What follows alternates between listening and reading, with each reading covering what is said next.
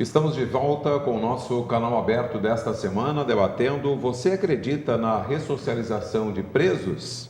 Conosco aqui nos estúdios, Roque Serpa, presidente das comunidades terapêuticas do Rio Grande do Sul, nosso vice-prefeito aqui da cidade, a doutora Eliane Benites, advogada, criminalista, civil, familiar, a psicóloga e também formada em RP Berlise Anchal, e o diretor do nosso presídio de Novo Hamburgo, César Corrales. A gente comentava agora, costumo brincar, né, que o intervalo aqui às vezes é até mais interessante do que o bloco em si. Mas a questão para não chegar até um presídio, né, a infância, a família, as bases, a educação, tudo isso falta. É que eu sou defensora da estrutura familiar, seja qual for, né? Hoje em dia a gente fala muito em pluralidade, não tem problema. Eu sou uma pessoa aberta e assim acho que deve de ser, mas que haja uma estrutura, que haja pessoas ao entorno de outras para que possam bancar essa pessoa na vida, formando em valores. Porque como é que a gente vai saber o que é certo, o que é errado, o que é ético, o que não é ético? É a família que te dá estes valores. E a família precisa também dar o exemplo, não é só falar, né? A gente tem que contar, a gente tem que falar, a gente tem que, com os filhos a gente tem que dar o exemplo. Se a gente quer que eles sejam leitores de livros, a gente precisa estar com livros na mão. Se a gente quer que eles leiam um jornal para saber as notícias, a gente tem que também estar com o jornal na mão, seja ele na mão, hoje em dia, no computador. Enfim, de qualquer forma, é o exemplo, né? E assim é nessa estrutura familiar. É essa estrutura que vai te dar o exemplo da vida, do mundo. É que vai te fazer a primeira leitura para o mundo.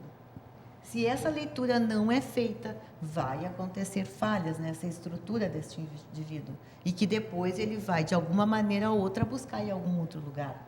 Vai compensar, como a gente diz. E a drogadição, muitas vezes, é uma compensação disso. E nós estávamos comentando aqui, né, no intervalo, quantas vezes os adolescentes, que são, muitas vezes, porta de entrada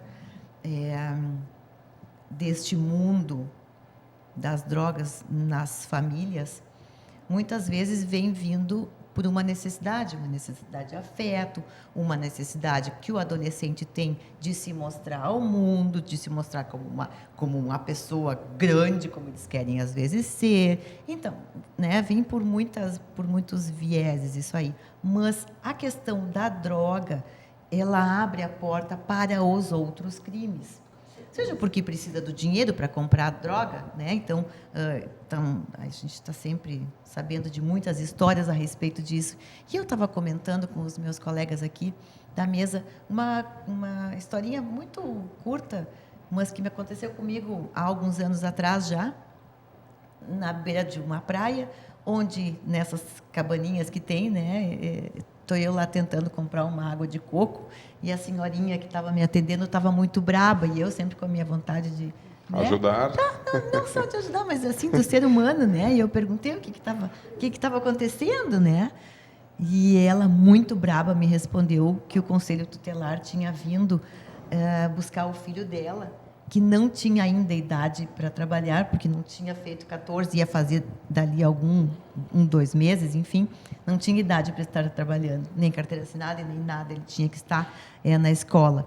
Sim, ela disse, mas para ele ir para a escola, para ele, agora estamos em férias, mas eu preciso que ele fique aqui trabalhando sob os meus olhos, porque se ele não estiver aqui debaixo dos meus olhos trabalhando, seja nesta tenda, seja naquela tenda, seja na outra, enfim, mas que esteja trabalhando aqui, se ele não estiver aqui comigo, ele vai estar em casa assistindo TV ou na rua. E perto da minha casa tem muitas bocas de fumo. O que ela quis dizer para mim? Né? Que ela estava tentando segurar este adolescente debaixo dos olhos dela. E que ela estava vendo o quê? Ele escorrendo por entre os dedos. E ainda veio um conselho tutelar dar para este garoto, enfim, a certeza de que ele poderia, sim, ficar em casa, enfim, né? São coisas que a gente pode pensar. eu trouxe isso, a história que a gente estava comentando antes, para a gente poder pensar de como as coisas, às vezes, num detalhe, acontecem na vida. Obviamente que essa mãe não queria que o filho se envolvesse com os traficantes, enfim. Mas, às vezes, a vida, de uma maneira ou outra, ela vai aproximando essa pessoa daquela pessoa. E aí você sabe que o adolescente é uma presa, às vezes, fácil para os traficantes. Né? Então, e aí, né, aí eu passo a palavra para ti agora, porque tem mais a dizer com relação às pessoas que estão lá dentro, né? Como é que elas chegaram neste mundo do crime. São ações próximas a essa, né? Que levam a... dos teus visitantes que tu tem hoje. Eu tenho uma cunhada que é professora e o que a gente vê assim é que a própria família vai acha que a escola que tem que ter esse olhar e que tem que transmitir esses valores e se exime daquilo ali. Também. Né? E quem tem que assim, cuidar dos seus é a sua família. A escola não é para só para... A escola é outra, a questão do conhecimento. Conhecimento. Né? Mas a família é a educação. Mas o que a gente vê isso hoje é isso aí. A família, né, cruza os braços, não digo todas, assim, mas você vê muito, né, e achando que quem tem esse dever, quem tem que preparar essa criança é a escola. Né? Não é assim. Não. Até porque, gente, não é fácil educar, né? Não. Tu és mãe. Criar é fácil, eu digo. Educar é bem difícil. É muito difícil, né? Porque existe a dor. Existe a dor de quem educa e existe a dor de quem é educado. Porque qualquer criança quer fazer sempre o seu desejo, né? Mas a gente, no papel de educador, no papel de pai, de mãe, precisa colocar os limites. E eu gosto muito dessa palavra. Eu também. Essa palavra limites, quando ela é feita na infância de um modo saudável, o indivíduo vai carregar para o resto da sua vida a questão de ter os limites. O que eu posso fazer, o que eu não posso fazer. Né? E eu acho assim, tem limites para cima e limites para baixo, eu penso. Porque o que acontece? Tem que haver o limite no sentido da correção também, né? E aí é que, então, veio toda o que está acontecendo hoje, esse movimento de defesa de direitos humanos, de que não pode dar uma palmada. Isso se veio por conta do quê? Eu não sei, aqui a gente tem mais ou menos regula de idade, todos nós aqui, era outro mundo. Era outros tempos. A repressão e a disciplina era de outra forma. Só que existia o excesso. Então, não havia o limite. Então, o que acontece? Eu vejo muitos apenados foram também vítimas do excesso, do limite, que não é limite. Não, aí já não foi mais limite, né? Mas aí é que eu falo. Deveria haver os limites em todos os sentidos. E aí o que acontece? Como hoje realmente existem as leis que nos proíbem, vamos dizer assim, de disciplinar nossos filhos de maneira mais rígida, o que acontece? Às vezes, então, dependendo das famílias, é mais fácil largar. E aí o que acontece? Aí a sociedade... Alguém abraça. Em si... Aquela sociedade que está em volta, às vezes positiva e às vezes negativa. A negativa pode ser justamente o mundo do crime, o mundo das drogas. E ela falou também, a doutora falou também algo interessante, que é, principalmente a presa fácil, o adolescente, quando não criança, né? O adolescente, ele tem anseios, muitos anseios. Então, ele quer... a financeiro, né? ser adulto, ter poder financeiro, ter dinheiro, enfim. O que acontece? O crime, infelizmente, num primeiro momento, vai proporcionar isso. Né? O crime, eu costumo dizer que o crime não compensa, né? Mas ele vai proporcionar isso num primeiro momento. Enquanto que se o adolescente, porque como eu comecei a trabalhar com 12 anos e com 13 eu assinei a carteira. Eu era uma pessoa que eu gostaria, eu tinha anseios, eu tinha anseios na minha vida de crescer, enfim. Então, eu fui trabalhar, eu não tive tempo para ficar fazendo amizades né, e me envolvendo com nada mais, porque eu fui trabalhar. Hoje mudou-se isso, não pode trabalhar cedo. É claro que cada um tem as suas convicções, né, a sua maneira de pensar. Eu penso que não há problema nisso. Não, ao contrário, há benefícios nisso, não há malefícios nisso. Pensando, acho, nessas contribuições aí, esse é um tema bastante complexo, que acho que é um debate profundo, né? Mas eu penso que é um tempo da sociedade fazer esse debate, né? Vários setores, pensando em políticas de Estado e resgatando um pouquinho as ações esporádicas dos juízes e tal, no processo do tema da ressocialização, transformar isso em política de Estado para que os governantes passem, os juízes chegam lá, trocam, enfim, mas ali é uma política que vai... Acho que isso tem que ser trabalhado no âmbito de leis, né, em construção de políticas de Estado. Com relação, no processo da ressocialização dos presos, com relação a essa faixa etária, acho que existe muitas contradições, assim, que deve haver um debate e uma revisão nesse sentido. Primeiro, assim, pensando, um adolescente ele pode eleger o presidente da República, ele pode votar. Se o juiz autorizar, aos 16 anos ele pode casar, pode ter filhos, né? E a partir dos 16 anos ele pode, então pode trabalhar, pode casar, pode votar, olha as responsabilidades. Mas se ele mata uma pessoa, ele não pode... bom, ele tem uma outra classificação nesse âmbito das sanções. Então, acho que isso é um debate que tem que ser feito uma revisão aí e pensar nesse sentido. Bom, aí ele não pode trabalhar também, né? E voltando à pauta de vocês. Então, acho que isso tem que ser um tema, Cláudio, assim, que dá para trazer A aqui. questão da maioridade nós já debatemos aqui, até foi o programa anterior, né, produção? E a maioria não é a favor devido ao sistema. É a questão de hoje. Sim. Nós não somos, né, não acreditamos na ressocialização do preso devido ao sistema. Ele passa 10 anos lá dentro daquela faculdade do crime, vai voltar para cá de que jeito? Sabendo muito mais do que entrou sobre crime. Mas aí eu tenho uma preocupação, Corrales, assim, não sei se é atualizado ou não tem esse dado, mas acho que 2 anos atrás. Bom, hoje nós temos mais de 715 mil presos no Brasil, mas tem mais de 373 mil mandatos de prisão que os juízes não expedem por não ter espaço, os presídios superlotados. Só que essa população de 373 mil condenados, eles estão delinquindo aí... Eles continuam na sociedade. Em 2015, 60 mil vítimas de homicídio no país. E aí, assim, me preocupa, ontem a gente estava numa palestra falando sobre isso. Enquanto eu não tinha me atentado para esses dados, o Brasil é um país tranquilo, não tem maremoto, não tem terremoto, não tem guerra e tal, mas daqui a um pouco eu me deparo com essa situação. Poxa, 60 mil homicídios em 2015. Isso aí é pior que uma guerra. Né? É um terremoto de um outro sentido. E eu sempre penso assim, se a gente olhar e prestar atenção. Assim, pensando no âmbito, assim, hoje estou numa função política, e aí, qual a perspectiva que nós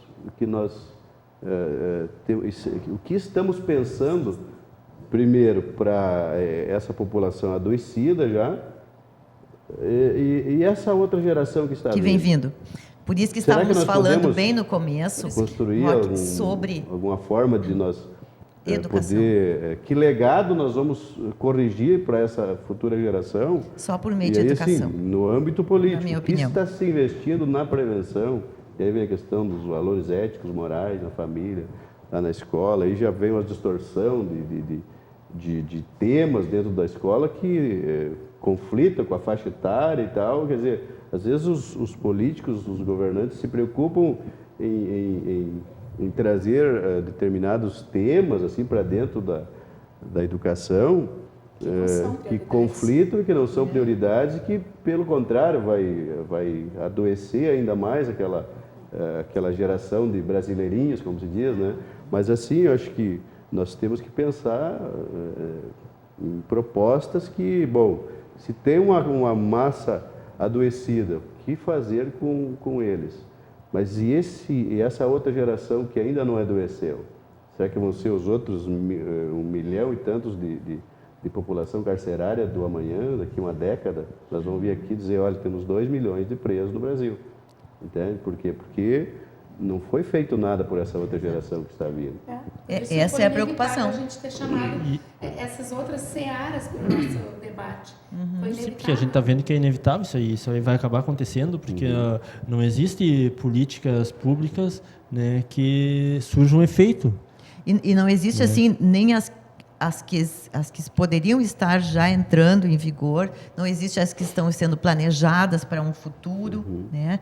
E não existe nem aquela questão da preocupação básica da educação, da saúde, porque isso seria a nossa base, educação e saúde, para que os nossos pequenos cidadãos pudessem crescer com mais oportunidades. Então veja que eu fiz essa provocação para dizer que, na verdade, você tem que envolver vários segmentos, né? Da sociedade, uma com equipe certeza. multidisciplinar da sociedade para que ambos venham pensar juntos em qual a contribuição que a saúde, por exemplo, hoje me parece que por dia moram 3 presos dentro do sistema, uns de suicídio, outros por doença, outros por homicídio lá, enfim, né? Estava ouvindo o promotor falando sobre esse tema aí há poucos dias. Bom, então está faltando a saúde lá dentro do presídio. Sim, também dá a sua contribuição, o Estado tem que estar lá. A nossa população carcerária é em torno de 30 mil apenados no Estado, né? E 80%, né, dessa população vem de algum fato relacionado ao tráfico ou consumo de drogas, né, que é altíssimo, né? E aí com certeza a saúde habilitada. Sim. Né? Debilitada. 70% são reincídio no crime. Reincídio, sim. E 30% são pessoas que nunca cometeram crime que estão indo para o crime. Então, veja, de um lado você tem um mercado do empreendedorismo assim, que está aliciando as pessoas a entrarem para o crime. E aí, do outro lado, você tem os que cumpriram as penas, mas que 70% de cada 100, 70 estão voltando para lá, quer dizer.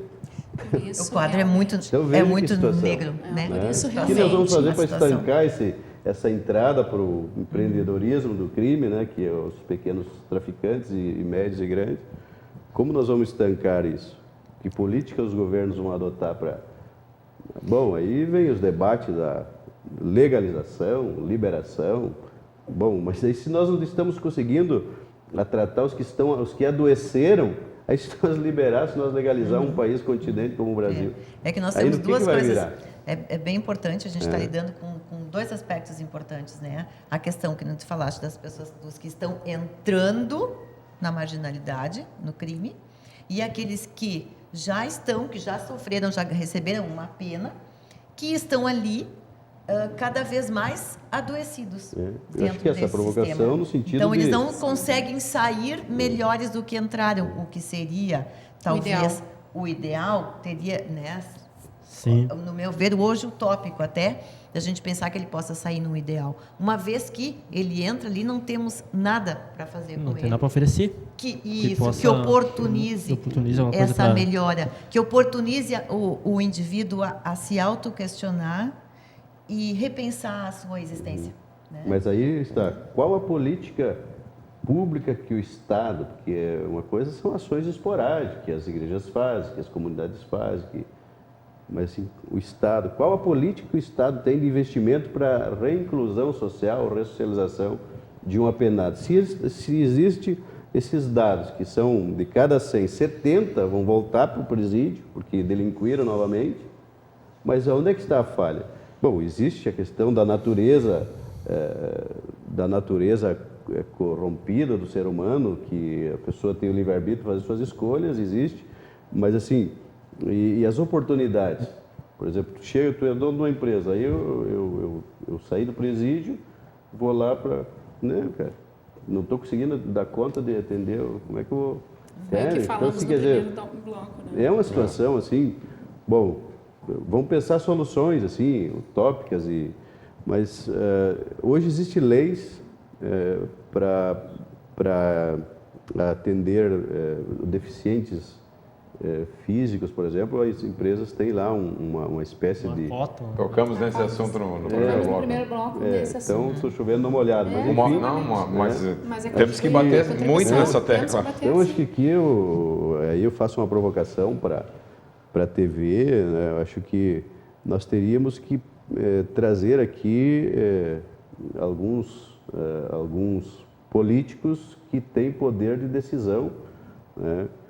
Para nós trabalhar esse tema, pelo menos fazer uma provocação. Esse nível de congresso, Porque acho que- a nível de propor leis. Acho que está muito talvez assim, uma está mesa muito no redonda, discurso, né? Isso que eu venho pensando, assim, há quanto tempo eu venho escutando já dentro da psicologia este discurso que devemos fazer, que o Estado precisa fazer.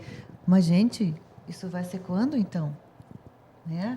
Há quanto tempo precisa se fazer estes projetos? Há Reforma quanto disso, tempo reforma isso? daquilo. Há quanto tempo a gente ouve essas reformas todas e a coisa não acontece? Acho que passa pela, por exemplo, acho que um ponto, assim, já fazendo um diagnóstico de algumas coisas. Acho que um dos pontos, por exemplo, essa sensação de impunidade, isso tem que ser trabalhado com os legisladores, né? Por exemplo, é inadmissível que de cada 100 homicídios no país, apenas 5 são condenados. Os demais estão soltos, vão lá receber suas condenações 10, 15 anos depois. Então, isso aí passa uma sensação de impunidade para a sociedade. Bom, eu vou entrar... Pode fazer que não vai acontecer, Eu vou não. entrar porque não vai dar nada. Exato. Entendeu? Então, acho que isso é profundo, esse debate, né? Quer dizer, mexe com vários âmbitos, assim, do contexto político. Acho que a sociedade, a lei do terceiro setor, ela traz, assim, um viés mais de aproximação mais do terceiro setor com o Estado, porque aquela história do cobertor curto do Estado, né? O que tu vai esperar do Estado que não paga os seus funcionários, não tem dinheiro para pagar os funcionários, por exemplo, tu vai esperar que investimento? Então, quer dizer, aí tem uma lacuna que precisa ser... São estruturas que precisam serem mexidas aí para trazer, dentro desse diagnóstico dos problemas, tem que ser mexido nesse sentido. Poxa, não é impossível um Estado rico como o nosso, né? Um país como o nosso, quer dizer, bom, aí vem a corrupção, essa sensação de impunidade, vem essa coisa da estrutural, assim, que precisa... Então, dá pano para manga esse debate. Dá bastante. Chegamos ao final de mais um bloco, nós vamos ao intervalo, os nossos apoiadores culturais, e voltamos para o último bloco do nosso canal aberto dessa semana, debatendo: você acredita na ressocialização de presos? É o que a gente debate no bloco final do canal aberto, na sequência.